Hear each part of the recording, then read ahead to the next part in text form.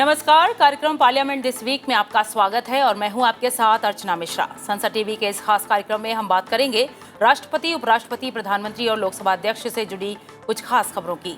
साथ ही डालेंगे नजर लोकतंत्र और संसद भवन परिसर से जुड़ी तमाम गतिविधियों पर। तो शुरुआत करते हैं पार्लियामेंट दिस वीक की, लेकिन सबसे पहले नजर हेडलाइंस पर। राष्ट्रपति द्रौपदी मुर्मू ने 3 दिन के झारखंड दौरे पर कई कार्यक्रमों में शिरकत की। रांची में हाईकोर्ट के नए भवन का किया उद्घाटन। संबोधन में कहा, सभी को न्याय मिलना न्यायाधीशों की जिम्मेदारी। दिल्ली के विज्ञान भवन में सीमा सुरक्षा बल के 20वें अलंकरण समारोह में उपराष्ट्रपति का संबोधन। बीएसएफ जवानों को बताया साहस, वीरता और समर्पण की मिसाल। राज्य सरकारों से सीमा सुरक्षा बल के प्रति सकारात्मक कदम उठाने को कहा। केरल विधानसभा के रजत जयंती समारोह में उपराष्ट्रपति का संबोधन। कहा, जनप्रतिनिधियों को सदन में शिष्टता और मर्यादा के उच्च मानकों को ध्यान में रखकर आचरण करना चाहिए। प्रगतिशील कानूनों को लागू करने के लिए केरल विधानसभा की सराहना। जयपुर में कुमावत पंचायत में लोकसभा अध्यक्ष का संबोधन। बेटियों की शिक्षा के साथ ही ग्रामीण क्षेत्रों में शिक्षा को बढ़ावा देने पर दिया जोर। कहा, समाज शिक्षित होगा तभी देश तरक्की करेगा। संसद भवन के केंद्रीय कक्ष में पूर्व राष्ट्रपति और पूर्व लोकसभा अध्यक्ष नीलम संजीव रेड्डी की जयंती पर पुष्पांजलि। लोकसभा अध्यक्ष ओम बिरला ने चित्र पर श्रद्धा सुमन अर्पित कर नमन किया। और अब खबरें विस्तार से। राष्ट्रपति द्रौपदी मुर्मू 3 दिन के झारखंड दौरे पर रहीं। इस दौरान राष्ट्रपति ने कई कार्यक्रमों में शिरकत की। यात्रा के दौरान राष्ट्रपति द्रौपदी मुर्मू ने रांची में झारखंड उच्च न्यायालय के नवनिर्मित भवन का उद्घाटन किया, जिसके बाद केंद्रीय जनजातीय मंत्रालय द्वारा आयोजित एक महिला सम्मेलन में शामिल हुई। इसके साथ ही राष्ट्रपति द्रौपदी मुर्मू भारतीय सूचना प्रौद्योगिकी संस्थान के दूसरे दीक्षांत समारोह में शामिल हुई। इस दौरान राजभवन में झारखंड सरकार द्वारा उनके सम्मान में आयोजित नागरिक स्वागत समारोह में राष्ट्रपति का सम्मान किया गया।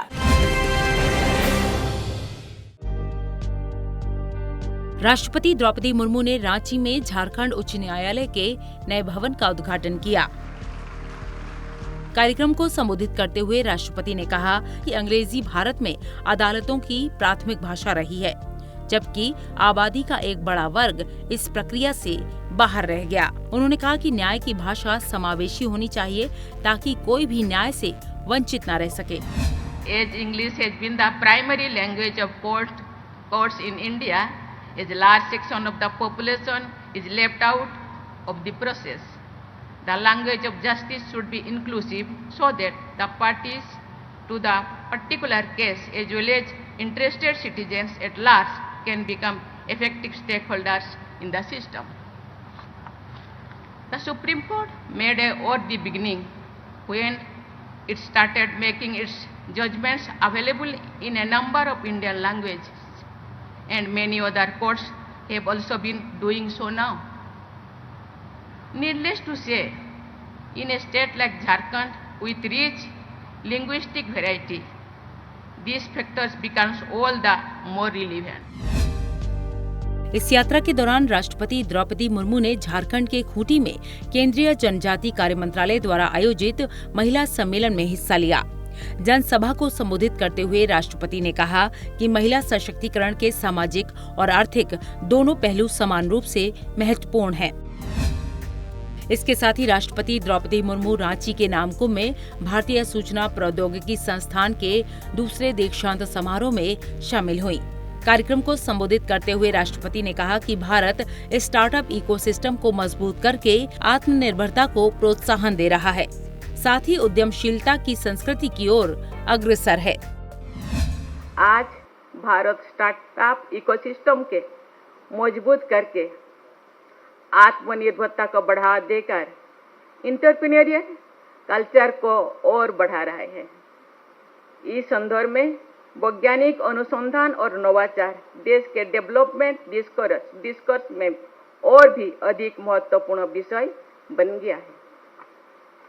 अनुसंधान के माध्यम से ही नई प्रक्रियाओं, उत्पादों और डिजाइनों को विकसित किया जा सकता है, जो उभरते हुए मुद्दों के लिए अभिनव और स्थायी समाधान खोजने में मदद कर सकते हैं।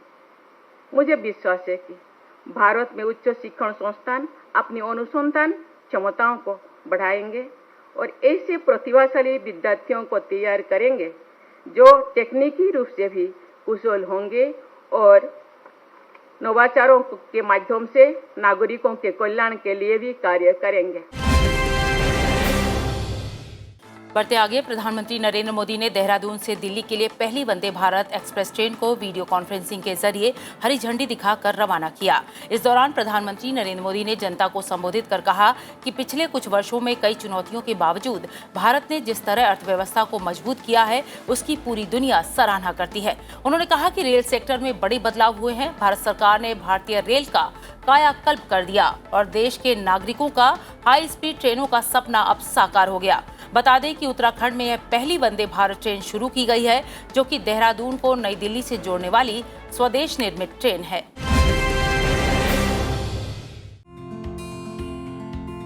प्रधानमंत्री नरेंद्र मोदी ने उत्तराखंड की पहली और देश की 18वीं वंदे भारत एक्सप्रेस को हरी झंडी दिखाई। इस दौरान प्रधानमंत्री नरेंद्र मोदी ने कहा कि उत्तराखंड का विकास भारत के विकास में मदद करेगा। उन्होंने कहा कि देश अब रुकने वाला नहीं है, वंदे भारत की रफ्तार से आगे बढ़ रहा है और बढ़ता जाएगा। दिल्ली और देहरादून के बीच चलने वाली ये ट्रेन देश की राजधानी को देवभूमि से और तेज गति से जोड़ेगी।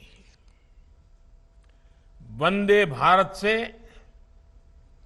दिल्ली देहरादून के बीच रेल सफर में अब समय भी काफी कम हो जाएगा। इस ट्रेन की गति तो अपनी जगह है ही, जो सुविधाएं हैं वो भी सफर को आनंददायक बनाने वाली है। बता दें कि वंदे भारत एक्सप्रेस ट्रेन की स्पीड 110 किलोमीटर प्रति घंटा की रफ्तार है। 8 कोच वाली ये ट्रेन बुधवार छोड़कर बाकी 6 दिन चलेगी। दिल्ली से देहरादून की दूरी करीब 292 किलोमीटर है, जिसे ये 4.5 घंटे में तय करेगी। बढ़ते अगली खबर की ओर। उपराष्ट्रपति जगदीप धनखड़ ने दिल्ली के विज्ञान भवन में सीमा सुरक्षा बल के 20वें अलंकरण समारोह में शिरकत की। इस दौरान उपराष्ट्रपति ने रुस्मत जी स्मृति व्याख्यान 2023 को संबोधित किया। उपराष्ट्रपति ने राष्ट्र के प्रहरियों को संबोधित करते हुए कहा कि देश के जवान कठिन से कठिन परिस्थितियों में भी देश की सीमाओं की रखवाली करते हैं। उन्होंने कहा कि राष्ट्रीय सुरक्षा देश की प्रगति और समृद्धि का आधार है। देश के सभी नागरिकों का उत्तरदायित्व है कि वे देश की सुरक्षा में योगदान दें। बीएसएफ इस काम में सबसे आगे है। बीएसएफ जवान साहस, वीरता और समर्पण की मिसाल हैं। इस मौके पर उपराष्ट्रपति ने बीएसएफ अलंकरण समारोह में सीमा सुरक्षा बल के जवानों को सराहनीय सेवा के लिए पुलिस पदक भी प्रदान किए।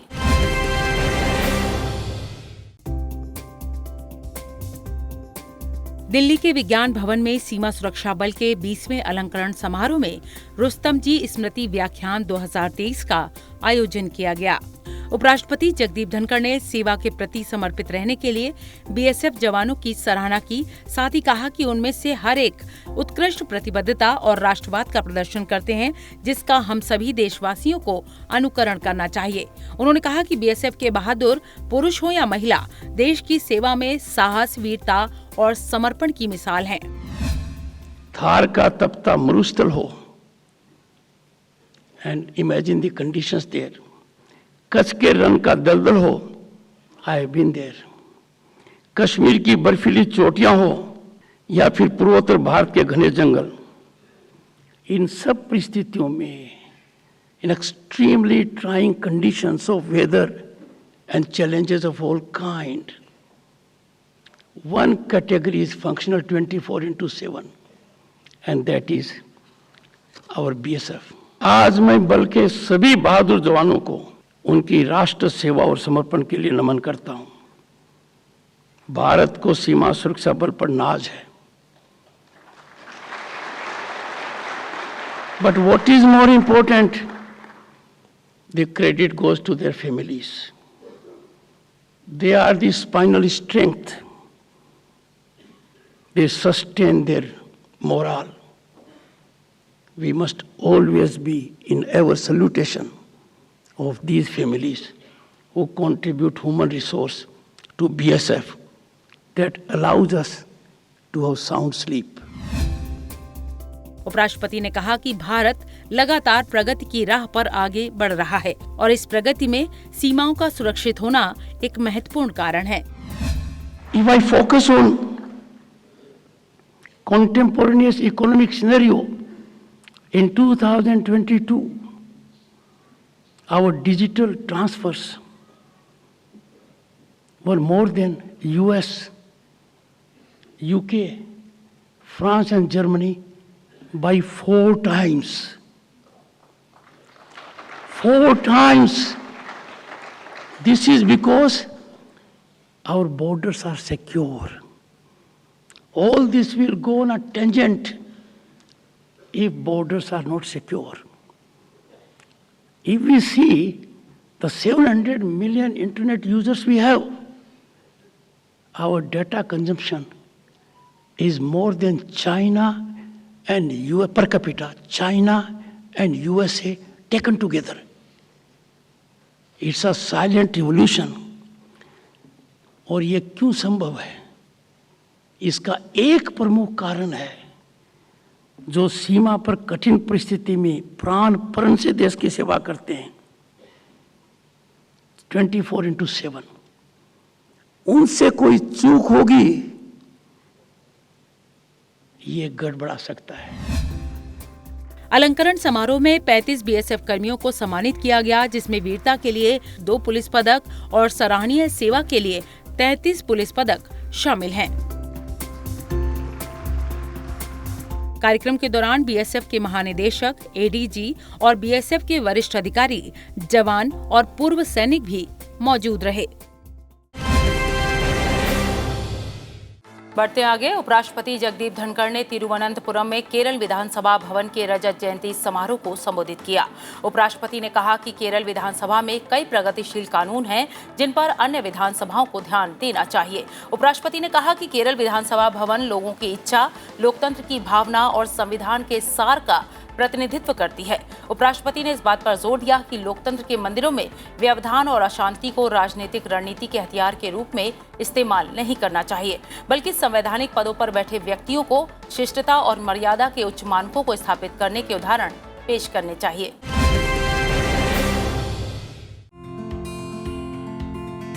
उपराष्ट्रपति जगदीप धनखड़ ने केरल विधानसभा के रजत जयंती समारोह को संबोधित किया। कार्यक्रम को संबोधित करते हुए उपराष्ट्रपति ने इस बात पर जोर दिया कि लोकतंत्र के मंदिरों में व्यवधान और अशांति को राजनीतिक रणनीति के हथियार के रूप में इस्तेमाल नहीं किया जाना चाहिए।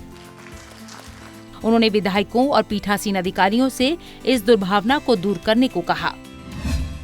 Effective and productive legislature functioning is the safest guarantee to blossoming and preserving democratic values and holding executive accountable. No one disagrees. If there is no effective functioning of legislature or parliament, the government of the day is always happy and delighted. So is the bureaucracy. The ultimate weapon of the people to hold government accountable, those who administer us accountable, is to have vibrantly functioning legislatures and parliament. उपराष्ट्रपति ने कहा कि संविधान सदन के भीतर बोलने की स्वतंत्रता का विशेष अधिकार प्रदान करता है। इस स्वतंत्रता का उपयोग एक जीवंत लोकतांत्रिक परंपरा को बनाए रखने के लिए, एक स्वस्थ बहस के लिए किया जाना चाहिए, न कि विघटनकारी उद्देश्यों के लिए। In any civilized society, in any democratic form of governance, minimum you owe to the system is, please consider the opposite point of view, the other point of view.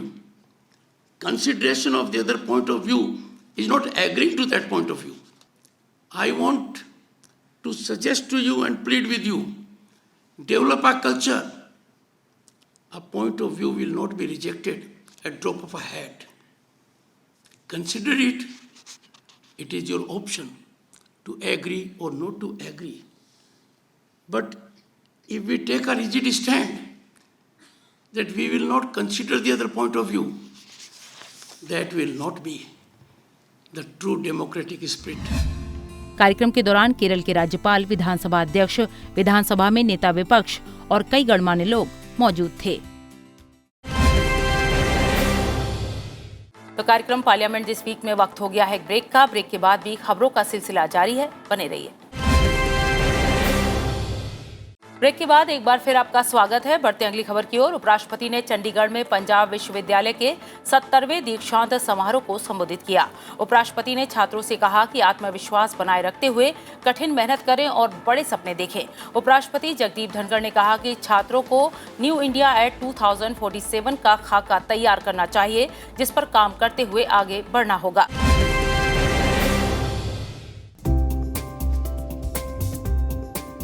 उपराष्ट्रपति जगदीप धनखड़ ने चंडीगढ़ में पंजाब विश्वविद्यालय के 70वें वार्षिक दीक्षांत समारोह को संबोधित किया। कार्यक्रम को संबोधित करते हुए उपराष्ट्रपति ने कहा कि विद्यार्थियों को समाज की व्यापक भलाई में योगदान करना चाहिए, साथ ही सभी की भलाई के लिए काम करने के दायित्व को निभाना चाहिए। उपराष्ट्रपति ने कहा कि हमेशा ये सुनिश्चित करें कि राष्ट्र सर्वोपरि है। As you step into the larger world, you are the true inheritors of this unparalleled legacy. I am sure you will live up to it. Once you step out of the university, you leap into the larger world as its alumni. While congratulating you all on well-earned and deserved success, I avail the opportunity to address some thoughts to you on the wider challenges which the world faces today beyond academic cloisters. You will have several options available to you. Whether you go into business, politics, academia, arts, or any other profession. Never forget, always remember that you have a responsibility to contribute to the wider good of society and to work for greater good of all. This has to be your motto. This is, in a sense of our civilizational ethos. Our Vedas, our Upanishads, our scriptures. We must never deviate from this path of service to humanity at large. राष्ट्रीय शिक्षा नीति 2020 को परिवर्तनकारी बताते हुए उपराष्ट्रपति ने कहा कि सभी वर्गों के परामर्श के बाद विकसित की गई यह शिक्षा नीति सभी स्तरों पर बदलाव कर रही है। Education is the most effective transformational mechanism to bring about equitable progress and development in the society. Nothing can equalize more effectively in society than spread of education and activities of educated people. The National Education Policy 2020, and this was evolved, my dear friends, after more than 3 decades. It was evolved after taking inputs from a large number of stakeholders. And this national education policy is turning out to be a game changer, transforming education at all levels. उपराष्ट्रपति ने देश के पूर्व प्रधान न्यायाधीश और राज्यसभा सदस्य रंजन गोगोई को doctor of law की मानद उपाधि प्रदान की। इसके साथ ही जानी मानी शिक्षिका, लेखिका और समाजसेवी सुधा एन मूर्ति को डीलिट यानी डॉक्टर ऑफ लिटरेचर की मानद उपाधि भी प्रदान की। कार्यक्रम के दौरान पंजाब के राज्यपाल बनवारी लाल पुरोहित, हरियाणा के राज्यपाल बंडारू दत्तात्रेय, पंजाब विश्वविद्यालय के कुलपति, पद्म भूषण पुरस्कार से सम्मानित डॉक्टर सुधा एन मूर्ति, भारत के पूर्व मुख्य न्यायाधीश और संसद सदस्य रंजन गोगोई और अन्य गणमान्य व्यक्ति मौजूद थे। लोकसभा अध्यक्ष ओम बिरला जयपुर के कुमावत समाज की महापंचायत में शामिल हुए। इस मौके पर लोकसभा अध्यक्ष ने बेटियों को शिक्षित करने पर जोर देते हुए कहा कि शहर के साथ साथ ग्रामीण क्षेत्रों में भी शिक्षा और संस्कारों को बढ़ावा देना चाहिए, क्योंकि युवा शिक्षित होगा तभी देश प्रगति करेगा। इसके साथ ही लोकसभा अध्यक्ष ने सुझाव दिया कि कुमावत समाज बदलते समय के साथ अपनी गौरवशाली विरासत को संरक्षित करें, साथ ही कला और कौशल को बढ़ावा देने में आधुनिक तकनीकी का इस्तेमाल करें, साथ ही सामाजिक और राजनीतिक रूप से भी आगे आने का प्रयास करें।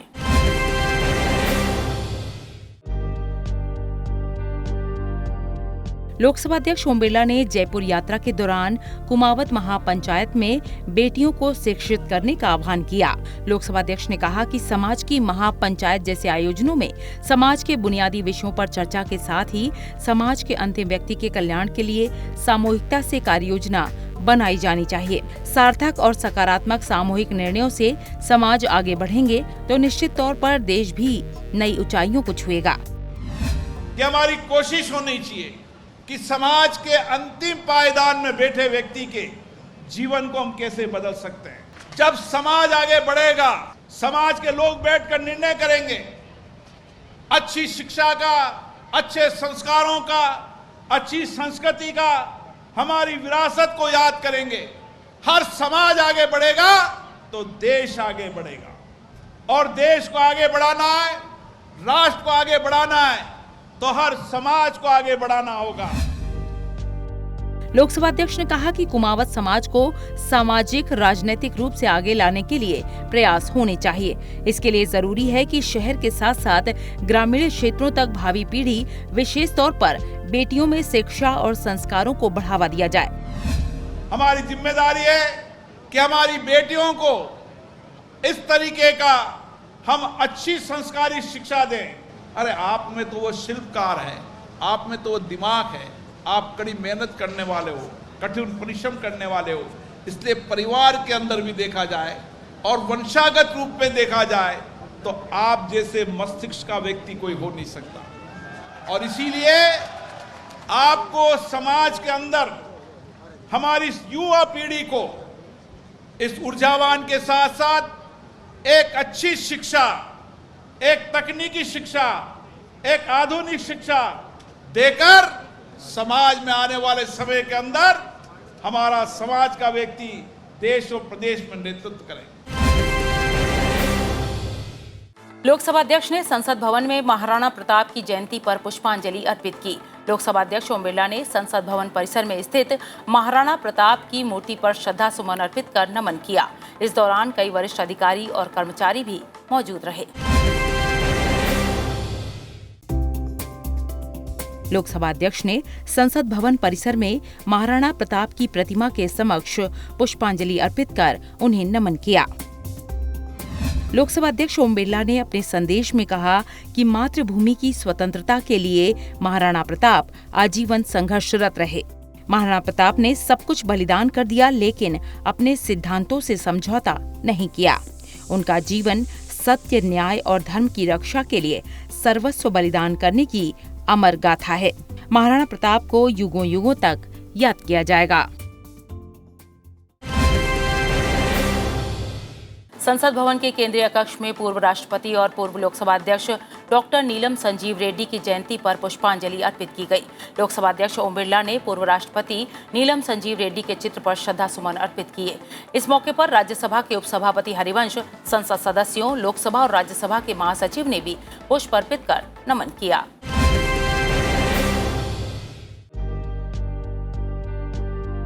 संसद भवन के केंद्रीय कक्ष में पूर्व राष्ट्रपति और पूर्व लोकसभा अध्यक्ष नीलम संजीव रेड्डी की जयंती पर पुष्पांजलि अर्पित की गई। लोकसभा अध्यक्ष ओम बिरला ने पूर्व राष्ट्रपति और पूर्व लोकसभा अध्यक्ष डॉक्टर नीलम संजीव रेड्डी के चित्र पर श्रद्धा सुमन अर्पित कर उन्हें नमन किया। इस मौके पर राज्यसभा के उपसभापति हरिवंश और संसद सदस्यों ने भी पुष्पांजलि अर्पित की। लोकसभा महासचिव उत्पल कुमार सिंह और राज्यसभा महासचिव पीसी मोदी ने भी पूर्व राष्ट्रपति और पूर्व लोकसभा अध्यक्ष डॉक्टर नीलम संजीव रेड्डी को पुष्पांजलि अर्पित कर नमन किया।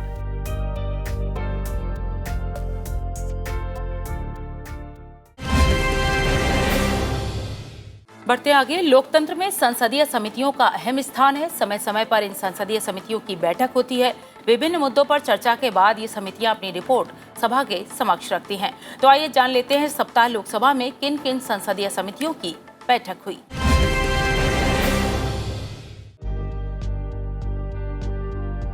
लोकसभा में संसदीय समितियों की बैठकों पर नजर डालें तो 19 मई 2023 को पेट्रोलियम और प्राकृतिक गैस संबंधी स्थायी समिति की बैठक हुई। 19 मई को ही सरकारी आश्वासन संबंधी समिति की बैठक संपन्न हुई। ऊर्जा संबंधी स्थायी समिति की बैठक भी 19 मई 2023 को ही संपन्न हुई। 22 मई 2023 को श्रम, कपड़ा और कौशल विकास संबंधी समिति की बैठक हुई। 22 मई को ही खाद्य उपभोक्ता मामले और सार्वजनिक वितरण संबंधी समिति की बैठक संपन्न हुई। 24 मई 2023 को प्राक्कलन समिति की बैठक संपन्न हुई। 25 मई 2023 को ऊर्जा संबंधी स्थायी समिति की बैठक संपन्न हुई। 25 मई को ही रेलवे संबंधी समिति की बैठक संपन्न हुई। तो कार्यक्रम पार्लियामेंट दिस वीक में इतना ही, लेकिन जाने से पहले एक जरूरी बात, आप इस कार्यक्रम को संसद टीवी के YouTube चैनल पर भी देख सकते हैं। हमें आपके फीडबैक का इंतजार रहेगा। अगले हफ्ते फिर मिलेंगे लोकतंत्र और संसद से जुड़ी अहम खबरों के साथ। तब तक के लिए मुझे दीजिए इजाजत। नमस्कार।